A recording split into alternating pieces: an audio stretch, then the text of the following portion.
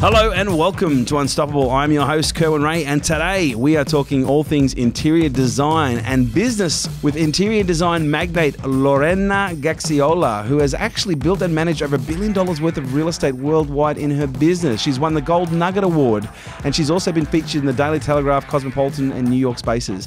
We had an incredible conversation. Oh my God, there was so much stuff that we had in common. We talked feng shui, clairvoyance, infused water, and also on being a parent when growing a business. You're going to want to check this one out. I really enjoyed it. Have a listen.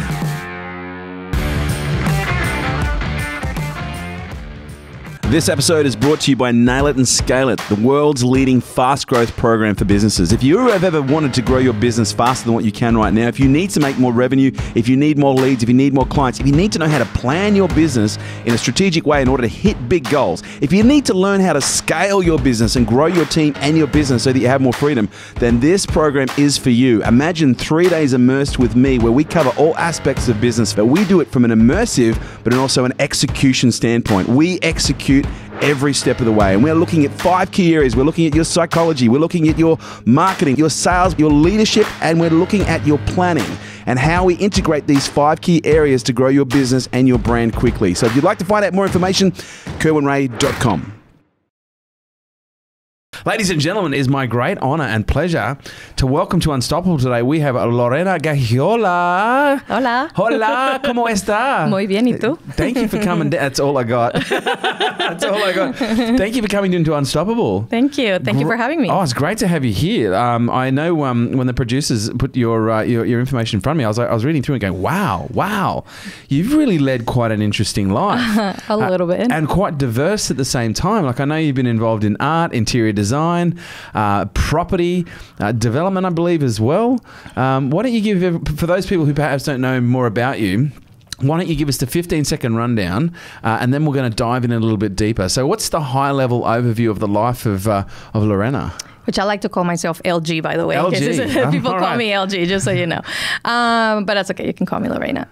Overall, I'm just a creative person. Ever since I was a kid, I love coming up with stories and drawing and painting and just had a huge imagination. So my father's an architect. My brother's an architect. My mom was an artist. So I grew up in a family very much involved in the creative arts, you know, whether it was singing, painting, drawing, whatever it was. And eventually I ended up in interior design, and we can talk more into detail if you want to ask me questions about how I got into interior design.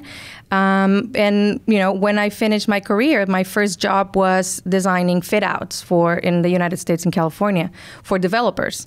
So that was my entry path to the world of interiors, and stayed there pretty much ever since. So I've been working with property developers ever since 1996. Yeah, wow. So that's a long time. It's a long time. So I've worked in markets throughout the United States, various different states, in China, and now in Australia. Okay.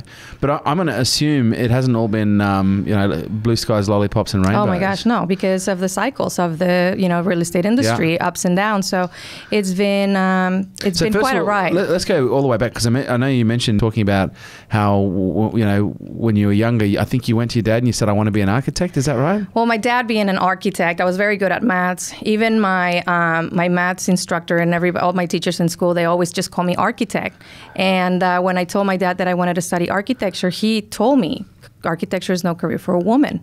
And I wasn't offended. He was basically wanting to protect. Did you grow up stateside, or did you grow up in Mexico? No. So I was born and raised in Tijuana, the city that borders with San Diego. Wow, that's the city of sin. Yeah, it's a pretty rough place. I think it just has a bad rep, but it's... Look, all I do is read the fucking government warnings, okay? I've never actually been there, so that's I can't all right. really I didn't have to jump the fence, and, I didn't have to camp or do anything like that, but I was born and raised there, and I finished my high school, and when I wanted to go to university, my dad suggested, we live a very bicultural,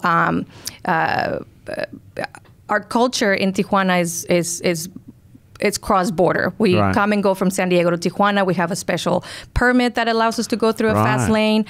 We can go to school in the United States, live in Mexico. So, and it goes both ways for the Southern Californians as well as the Tijuanenses, how we call ourselves. So my choice for university was to go to San Diego. And I went to Design Institute of San Diego and studied interior design. That's because when I asked my father I guess I just asked his recommendation if architecture was a good career for me. And he suggested that maybe I should try interior design. I never heard of interior design. We're talking early 90s. This is 1993. And then interior design had just become accredited with a fine arts degree.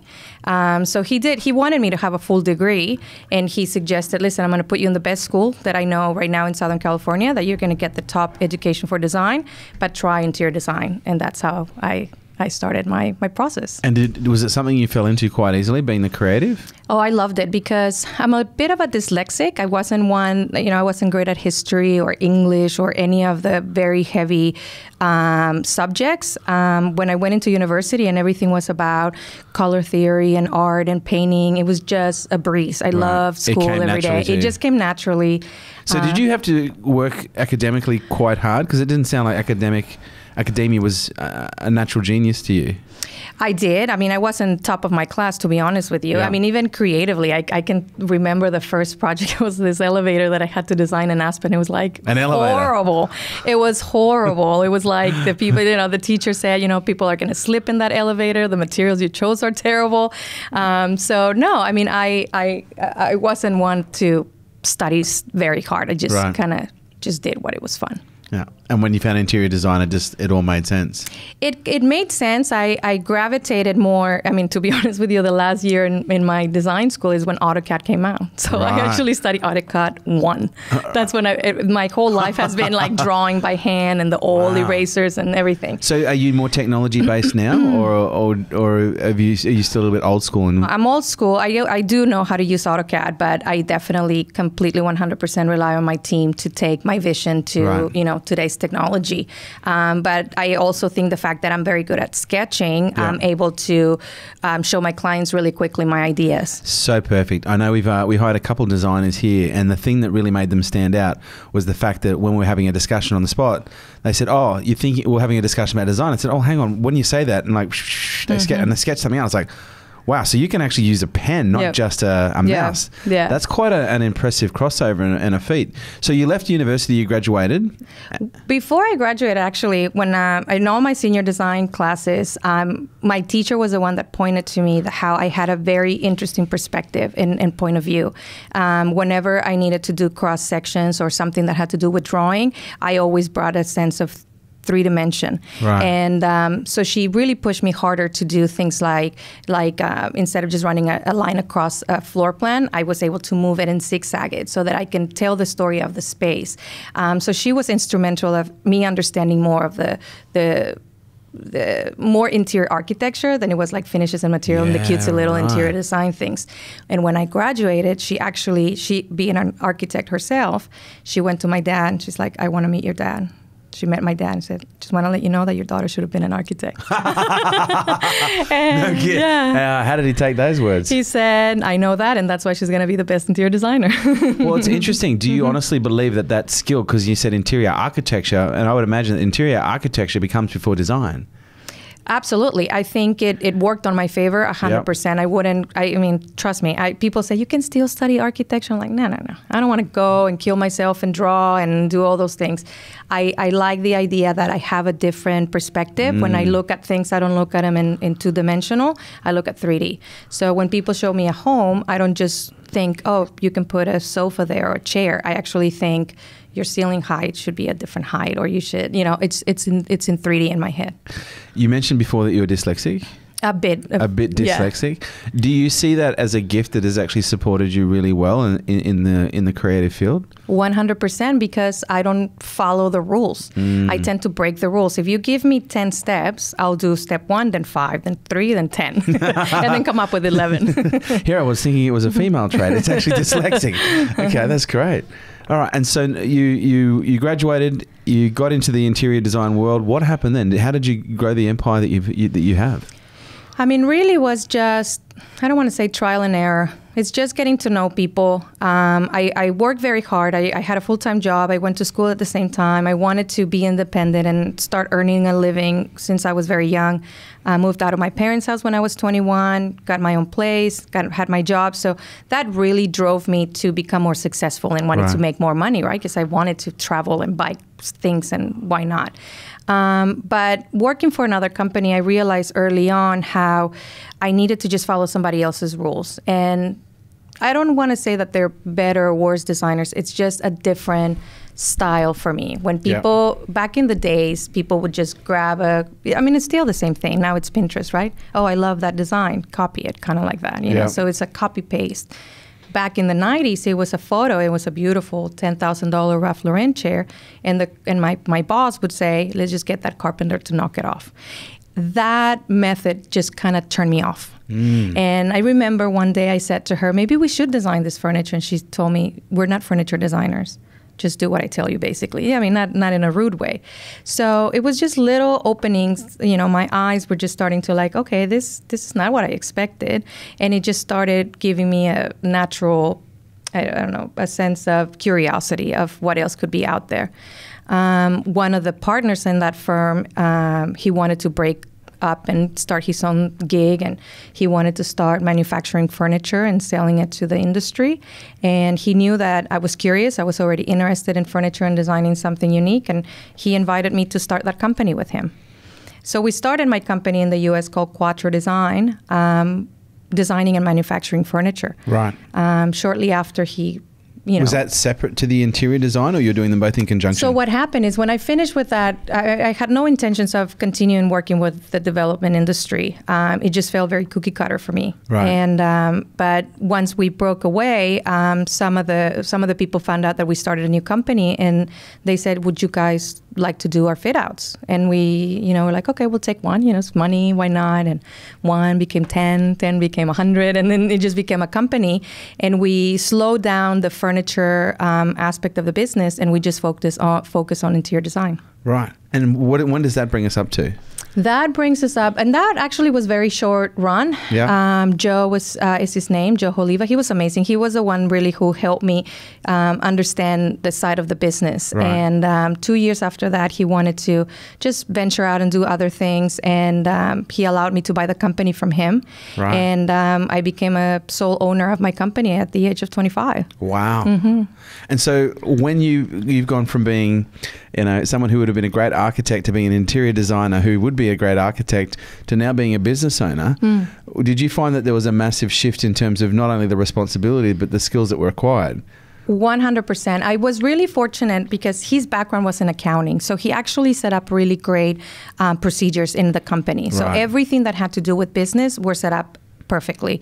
And then I always had my business administrator who was with me, and she's my best friend to this date. She continued that for decades to come, and so that gave my business a very solid foundation. Right. When it comes to the business aspect and employees and hustling and getting work, that was very tiring. That tested a lot of buttons for me, but it made me grow. What did you discover about yourself in that initial period because I can only imagine at 25 years of age, you're a partner in already successful growing business. You get the opportunity to buy your partner out, you're thinking happy bloody days, but you literally go from being in most parts technician, least parts leader, then all of a sudden you're running this big show. What were the biggest mistakes that you made in the early day when you were transitioning? How long is your show? I mean, seriously, I made a mistake this morning. Yeah. I make mistakes every day. But what were the big ones? Because, a lot of people, they think, they go, I hate being a technician. I want to quit my job and go and work for someone else. And then they and go and work for myself. And they quit their job and they go and work for themselves. And before they realize, fuck, I know nothing about business. I might be good at being an interior designer, but I don't know how to run a business. I want to say that I just have the determination of an eagle. Yeah, nothing takes me away from my focus, and I knew I wanted. I already knew the taste of working for myself. I didn't want to go and work for anyone else. Right. So that really drove me to do whatever I needed to do. You hate being told what to do, don't you? I don't mind being guided, but at the end, I like to be creative. Yeah, right. I think I had to learn early on how it wasn't just about me. Yeah. You know, once you start having employees, you have a responsibility. How many employees did you have at this point? I think I had like only 4 back then. And but still, I mean, I was 25. They needed to pay rent and, you know, bills. And I can only assume those 4 employees were older than you probably were. About the same age, actually. Okay, right. Yeah, wow. So yeah. I've always hired people that were like-minded. Yeah, right. That doesn't mean that they have to be my age, but they have to like have the same groove, you know? Like I can't just bring an accountant and like, you know, so it's boring, you know? I have to just have people that have the same, I guess, way of thinking. But yeah, so once I started having the responsibility to pay for employees and have to find the work to support the business, I realized early on that I started sacrificing really what my personal taste was. You know, I started just taking on work for the sake of paying bills. Right. And that wasn't the most fun. And how long did you do that for before you started to get that hollow? 3 years ago. Until I moved here full time, to be honest with you. So you did that for quite some time. I did that for a long time. But you built quite a substantial business doing that, didn't you? It's because of that. I mean, once you start it, it's really hard to scale it back. And once your clients already, exactly, you know, your clients already know, they already have these expectations. You can't just change the rules halfway. Yeah. And so you were in that business for how long, ultimately? Couple decades? Yeah, no, like 15, 16 years. Wow. Yeah. Fantastic. And you exited it about 3 years ago. 3 years. I mean, I didn't exit it 100%. So what I did was I had a little baby girl, and she was going to start school. My husband's based here in Sydney, and originally I was commuting back and forth. My business was in California, and I had just started. Wow, that's a long distance relationship. So I was commuting, and I started having a few clients here, and you know, my clients here didn't want to give me the big projects because I wasn't here 100% of the time, and then my clients in America didn't want to give me the big projects either because I wasn't there 100% of the time. Right. So eventually I had to make a call, and Australia won the ticket. And so I shut down my business. I laid everybody off. I closed the company, and you know, I shut it down. That's ballsy. How come you didn't sell? Why? Who was? I mean, it's me. Yeah. They had to buy me. My clients buy me. It's not a. It's yeah. Look, I completely understand that, and that's one of the biggest creative dilemmas. And whether you're an interior designer, or in some cases a brand agency that is underpinned by a big name, Ogilvy, as an example, it is hard to do that. And so most people do end up just shutting it down, which is what you did. Yeah, I mean, it's just because I always want to be in control of my own self. Yeah. And my company's my name. Yeah. My company's my name. Nobody else is going to be able to manage it better than me. And I am what I do. Yeah. And a lot of people say that's not who I am. What I do doesn't define me. That this defines me. Okay. So you've got quite an interest in property as well. Like you're managing about $1 billion worth of property? In combination, real estate value for the clients, combination between the business. So what happened in the U.S. is when I left, the client said, "We love you. Sorry, we can't work with you remotely." Yeah. And I'm like, you know, you guys, you really should give me a try. You know, it doesn't matter if I'm in Australia, I'll make it worth your while. And they're like, no, thank you so much. 3 years later, they're knocking on my door. It's like, okay, how are we going to make this happen? So last year I started, you know, coming back bigger and better than before. They're giving me better challenges, better projects, involving me in a greater picture. So it actually ended up working in my favor. Yeah, right. Mm-hmm. And so when you manage these properties now, what does that look like? What is it? Is it different to the interior design, or is this now managing the development side? So it's they bring me in. Just because I've been in the industry for so long, right? So we're talking 2 decades and in many different markets. So I'm quite knowledgeable as far as demographics and strategies and market analysis, and to target a particular group of people. And my clients understand that is a really strong skill that I hold. Yeah. So on the big jobs, they're involving me in the creative strategy for entire development properties. So I'm involved in with the urban planners, with the landscapers, with the architects, the street naming, the common areas. So my team here out of Sydney, which is fantastic. I mean, they're just so creative. And are they all Australian?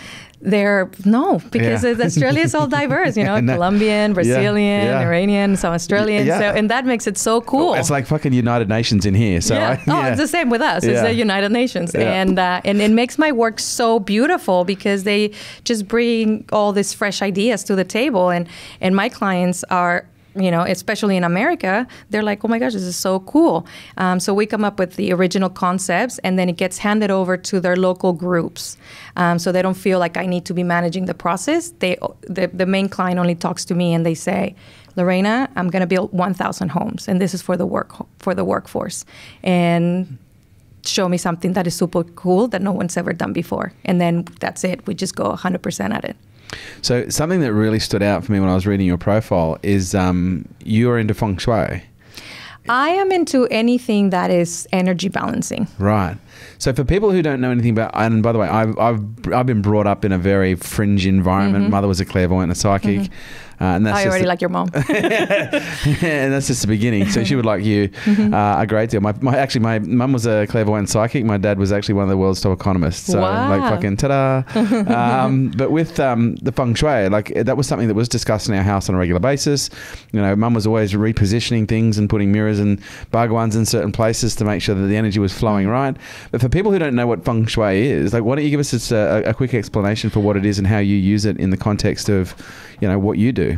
I mean, I don't claim to be an expert in feng shui. I work with an amazing feng shui master here in Sydney. It's just a door, and she's been. What's her name? Her name is Gail Arthanan. Yeah, right. And she's taught me so much. I'm understanding how I always knew, and my natural way of designing is to create some form and function. I think things need to have an order. Yep. And that creates a sense of serenity and peace. Also, the typical mentality of mind, body, and spirit can be carried on into your home. The way that you are, the way that the way that you carry yourself, it's like your past, present, and future. So whatever you do, there's always like a 3-step process. How can we bring that full circle? Feng Shui is such an art. People think that just by putting a plant or a mirror or the door or the angle of the bed, that gives them good Feng Shui. To have true good Feng Shui has to be about the angle of the window facing east that gives you the energy. It's very, very complex. So it starts at the foundations. It's not in the design. It starts at the foundation. I think the best part of Feng Shui is really bring it into the early development process. When the developer's about to design a site plan, bring a Feng Shui expert and place the building exactly in the perfect Feng Shui form. And that will naturally generate beautiful energy for the entire community, not just the one room, the one person. You can then take it to, smaller bits and, having, like you said, the mirrors and the corners and the waters and things like that. So to add a little bit of context, and I'm not sure if you have any data, I don't know, but I am curious myself. When you look at the value of feng shui, especially with such a very large Asian market in Australia when it comes to buying property, not just foreign buyers but also local investors, do you see that there is a significant uplift in value of businesses that have been designed with a good balance in mind, such as feng shui? I mean, I know of people that do claim that feng shui is a direct representation of their success, the use of feng shui. I think. But have you ever heard stories of, well, this house over here, it's not feng shui, it's right next door, it's almost exactly the same. The house next door I hear it all the time. Was designed with feng shui and it fetches like $300,000, $400,000 more. I hear it all the time. But then it's like people think that you're the cuckoo out there and you're a witch and it's like people think that feng shui is superstitious, and it's not. It's not superstitious. It's 2,000 years of environmental science. It's a science, and people think, but sometimes what you don't know doesn't hurt you, So for those that they don't have to stress, if it's not feng shui, that's okay. It's like as long as you bring form and function and order. It's probably fair to say there's been more research done in feng shui in Asia than there has been in Western medical science when you consider how far back it goes. I mean, all I can tell you is look at Hong Kong. Hong Kong is designed around feng shui, and look at Singapore. So mega cities, mega wealth. They're not eating peanuts. So you're you're also quite entrepreneurial. Like it's obvious in terms of your independence. I can sense the independent strength in you. Like you're a very strong woman. But I'm also interested in the fact that you've created your own crystal-infused water. Like, is this a new project? It's funny that you mentioned your mom, because my mom was also very spiritual. When I was growing up, if I had a headache or if I was being a troubled teenager, my mom will sit me underneath a pyramid. So I grew up with a mom. You want the same with you? 100%. The wooden pyramid? Yeah. Oh my God. She'll balance my chakras. Yes. Take me to crystal healing. Yes. And like I was taught how to heal my mum's period pains when I was like 3 or 4. with unconventional Reiki. It was really funny. When I had my baby and she wouldn't sleep, I went to America. My mom right away had like all these crystals on her back. She was like 1 month old and my baby's like, ah! She's like full of crystals all over her body. But I grew up with that. And I do believe in the power of energy and the connection with Mother Nature. And crystals is one form, at least for me, you know, walking barefoot in grass and going to the ocean. And, you know, my mom, bless her heart, and she may rest in peace, she used to talk to the ocean. And she'll just sit in the ocean. She'll be a tree hugger and ask the trees, can I hug you? And then give me energy. And it was just, that was my life. Oh my God. So I'm going to kind of take this along that path. Your mum was obviously quite intuitive. Yes. And is that something that you picked up? 100%. I'm a bit of a medium. See, I'm going to shock you. This is where it's going to be the crazy person's going to come out. No, bring it out. I started seeing spirits when I was 8 years old. I might sound a little schizophrenic here. Not at all. But you're in a safe place. You're in a very safe place. But yeah, so my mom taught me a lot on how to kind of conquer my fears and how to. Did your mom have a very distinct laugh? No? Yes. She did? Okay, right. Carry on. She's there because there was an older woman up there just laughing. Yeah, and I was she's like, that's around a me distinct right laugh. now. She's always around me. Yeah, right. And yeah, she passed 3 years ago of breast cancer. My condolences. Yeah, she's a beautiful woman. Yeah. So you were saying your clairvoyancy? My clairvoyancy, when I started understanding it, she was the one that would help me calm down and just not get too stressed. And that's how she started taking me to pyramids. Quite overwhelming when it was so scary. It was very scary for me because I would go to my dad or my sisters or my brother and you're like making it up, Lorena. And at one point I thought maybe it is in my head. Maybe I am making it up. And I learned early on to just shut it out and not believe that what I was seeing was real. And it came back to me early 20s and through dream interpretation. So I'm really good at interpreting dreams. Yeah, right. And I have super vivid dreams. And you lucid dream on a regular basis? All the time. All the time. Water, tsunamis, houses. It's all the time. My dreams are nuts. It's like a movie. Yeah, right. That's interesting. So that's why the crystal water. My office is full of crystals. My home is full of crystals. You know, if there's a full moon, I get my stepchildren to come over and we do a full moon ritual. And you know, it's just that's just the normal. Can you adopt me? Like, can we be friends? Like, this is like right up my alley. You should see the people in my office. They're always laughing at all my craziness. That's incredible. That is really incredible because it's interesting. I had almost a very similar experience because my mum was very clairvoyant, very psychic, and I never used to, she'd even read tea leaves, you know, in a cup. And I'd never let her read my tea leaves or never let her read my cards because, especially as a teenager, she'd know exactly what's going on. And she'd be reading my cards and be like, what are you doing here? And I'd be like, you know, but what was interesting is when I was young, my mum used to say to me, oh, you've got the gift. Because I used to walk around like a little chatterbox talking to different entities. But then my friends would come over and my mum would, being my mum, my friends would look and go, your mum's a bit weird. And so same. I started to push it down, but it wasn't until my mid-20s it came out again. Yeah. But funnily enough, it came out because my mentor at the time taught me palmistry. And he was using it to pick up chicks. I was just curious based on the anatomy of palmistry. And I started reading people's palms just for shits and giggles. And then boom, it just flooded out of me. And it was quite overwhelming at the time. So you have a crystal water. Is this marketable? Is this just for you? I mean, it really creates a metal flavor. Some people like you just...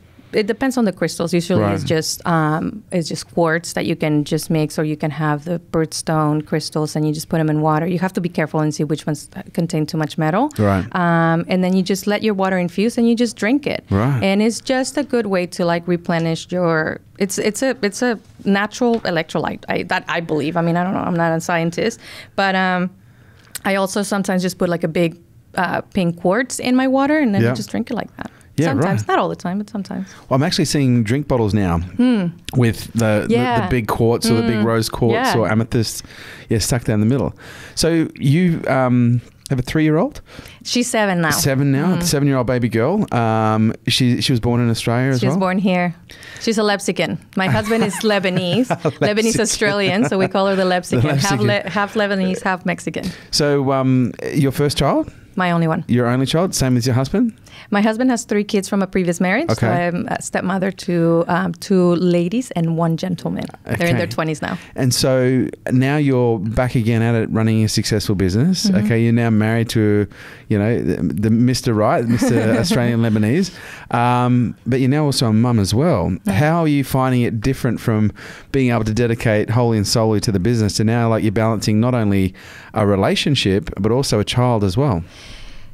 It's been so rewarding beyond words, because when I had my daughter, everything that I thought was going to be went the other way, went south. Not south, but it was just whatever I had planned, it didn't go my way. And but it made me change my way of thinking and change my perspective of what I wanted in my life. And then she was really the pivoting point on me reorganizing my career in the U.S., just working with clients and having all this work and just producing design. When she came and I was pregnant and I was here in Sydney, I originally was going to have her in America. The doctor said, "You're sick, you're not able to travel." So I had to sit here in Sydney and start doing the work remotely. So that was my first education on, like, okay, I need to adapt and I need to work with my clients and tell them that I will not drop the ball, even though I'm on the other side of the world.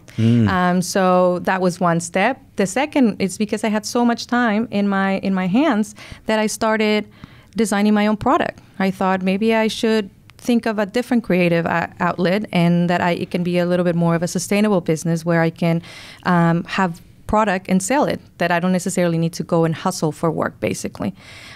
So she gave me that outlet. So being a mother has just been overwhelmingly creative for me.